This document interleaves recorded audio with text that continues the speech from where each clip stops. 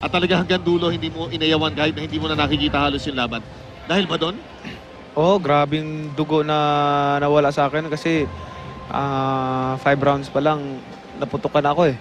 Ang laki ng cut ko sa kilay at hanggang 12 rounds, ang lakas ng hindi napahinto yung dugo, ang lakas ng daming dugo na nawala sa katawan ko. At hindi ko nakikita yung mga suntok ni Morales dahil sa dugo na umago sa mata ko. Bahala na lang. Pero yung laban na yun, madaling sabihin, maraming kasi tatanong sa akin, ako nandun ako eh, na kumbaga naging witness ako doon sa laban na yun.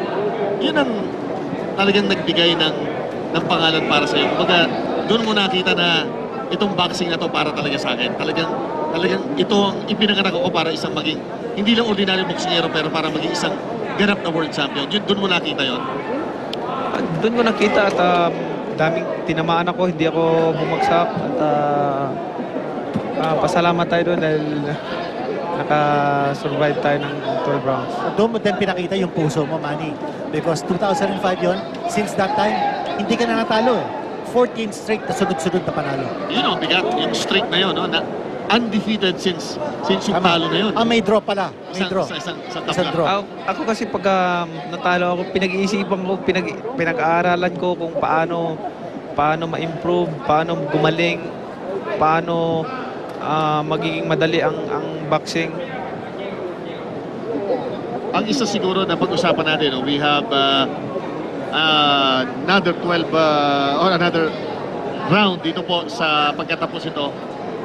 Sa lahat ng ito, paano mo napapanatili yung hunger, yung paghahabol mo? Sabi mo nga, inaaral mo, binimaintain mo yung sarili mo na nasa top 10 ng game na ito.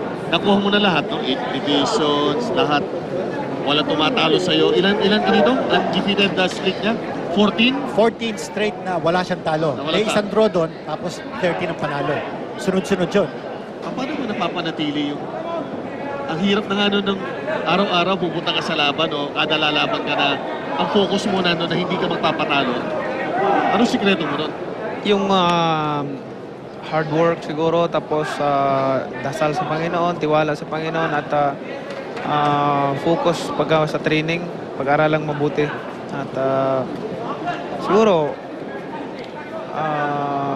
pag natatalo kasi ako, hindi ako yung para sa akin ayaw ko yung talo eh kasi hindi ako nag-iisip ng negative, laging positive.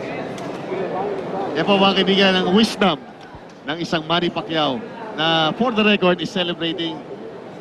Ito, kailangan magpakatotoo tayo dito eh. Totoo ba, Brad? Tingin ko dito. Magte-34 years old ka na? Parang... Ayun, ganda ng palitan ng dalawa. Wala bago. Pero dito sa laban na to, as we head off to sa ating final round, the last 3 minutes of this fight before our main event sa laban ni Brian Viloria at saka ni Giovanni Segura. Ito, biglang naging dikit yung laban. Baka dito magtatalo sa 12 round. Again, depende sa paningin ng ating mga judges muli. Ito, last round na to, si Pasay, yung kanyang aggressiveness parang naging consistent, no? Sa buong laban. Pero si Nori nakakabalik-balik din. Yun nga lang, hindi niya masyado nagagamit yung kanyang reach advantage. Wala naman masyadong jab. So, in sheer aggressiveness, parang sa ating unofficial scorecards, lamang si Pasay. Pero si Honorio, marami din siyang mga tama. Nakapag-comeback din siya in the middle rounds. Sa tingin natin, 2 rounds ang advantage ni Pasay over Honorio. But yan ang ating unofficial na pagtingin. Hindi ako maka-score dahil dumating ako palagitnaan eh. Mag-i-score tayo. Yan ang maganda. Itutulungan tayo ng ating kasamang ang ating 8th Division World Champion na si Manny Pacquiao para sa ating laban na magaganap po ilang sandali na lamang pamula sa ngayon ang ating main event ng ating laban ng lahi dito po sa GMA. Mga kapuso, it's Brian Viloria fighting for, sabi nga ni Kinito, it's a legacy fight for him. Isang laban na magdi-define ng kanyang career. Sarap pag last round, no? Bigla nagiging sariwa yung mga boksingero kahit talagang pagod na halos sila. Nagkakaroon ng extra na lakas. Hindi, ano yun eh. Tinama, pagpagod na no, pagdating ng last round, biglang Nabubuhayan. nabubuhayan. Oo, parang Kasi nasa isip yun eh. Minsan huwag mong isipin na pagod ka. Kailangan isipin mo palaging Sariwa malakas ka. ka. Oo. Alam mo, tinuturo ni Manny, yung mind over matter. Oo. Di ba? yung mental focus ang kailangan eh. Kasi pag inisip mo na pagod ka na, konektado kasi yung brain mo sa, siyempre, sa katawan mo, yung mga ugat mo. Gagana yan. So, mararamdaman mo na pagod ka na dahil inisip mo. Ano yung sinabi ni Manny kanina na imbis na mag-dwell siya sa negatibo, yung mga natatalo, lahat ng positive yun lang isipin mo. Madadala ka nga sa laban, tama ka. No? Kung anong gawin ng isip, susunod lang ang katawan, hindi baliktad. Oo. Pag inisip mo kasi, ang ibig sabihin, pag nasa isip mo palaging positive, kailangan magtrabaho na mabuti yung katawan mo. Yun ang magdidictate, yun ang magdadala. No? Ayun, alam mo yun, aral na ho yun, hindi lang aral para sa boxing, kahit sa buhay. Napakahalagang bagay. No? Minsan, madaling isipin yung pagkatalo, yung pagkabigo. Pero yung ganito na susugod ka, lalaban ka, kahit tapos ka na, yun ang weapon mo. At saka yung sabi mo nga kanina, Manny, yung last na talo mo against Eric Morales, yung pag-comeback mo. Since that time, hindi ka na natalo. Pero buong loob mo, na coming from a loss, parang sinabi mo sa sarili mo, gagawa ako ng paraan para sa bayan natin, para patuloy ang pagbigay mo ng karangalan sa bansa natin. Hindi. Bago siya malaban. Bago tayo mapunta doon. Kasi mamaya, baka hindi tayo makapagkwentuhan eh. Meron pa namang 40 seconds. Laban kay Mayweather.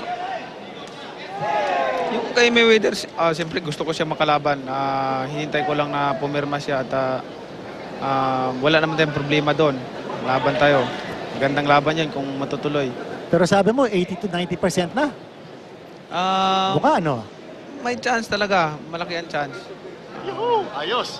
Sabi abang kami sa 2012. Yung ba Christmas wish mo? Mga kaibigan, kasama po natin si Manny Pacquiao, ating Division 1 champion. Tumama pa.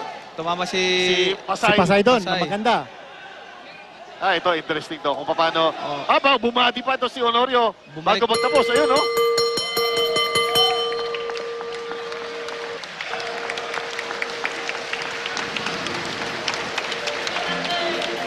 Ang gandang ano po nito. Ang gandang appetizer natin para sa ating main event that's coming up next.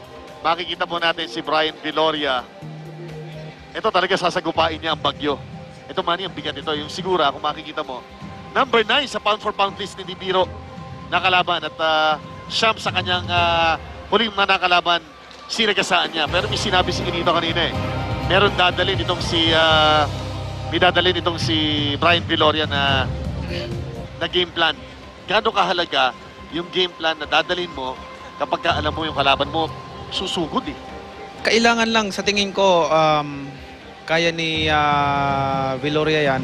Kailangan wag lang mawala yung game plan niya, wag siyang mataranta, wag mawala yung focus niya doon sa fight. At naniniwala ako na mas malakas si Viloria kaysa doon sa kalaban niya. At kailangan lang is wag ialisin talaga yung focus at yung mga strategy niya, yung game plan niya na para doon sa kalaban niya.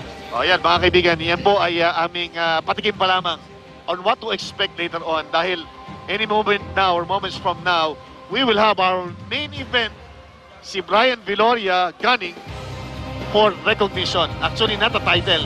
He already has a title. For all intents and purposes, he is a 2-division world champion. He is a 2000 US Olympian. Nasa kanya na lahat eh. Pero hindi katulad ng ibang mga boksingero na umiiwas sa kalaban. Di ba? Hindi katulad dito kasama natin. Lahat ng peligro sinasagupa. Brian Viloria picked an opponent na hindi madali, na alam niya meron siyang chance na talunin itong si Sigura. Mabigat na kalaban si Segura. Pero sabi mo nga, no, si Manny Pacquiao, hindi na may mili ng kalaban yan. Malaki, maliit, kung sino man. Ano nga sabi niya? Basta ready sila lumaban. Ano ang business niya? Lumaban.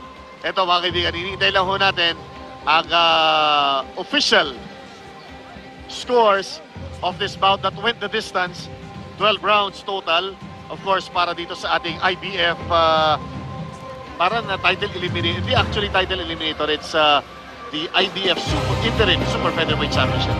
Well, si Martin Honorio, parang hindi niya masyado nagamit ang kanyang reach advantage. At ang kalaban niya, si Pasay, super agresibo. Since the first round, sugod ng sugod. At makikita po natin kung sinong nanalo sa laban na to. Ito na si Ted Lerner. After 12 rounds of action, we go to the scorecards and we have a split decision.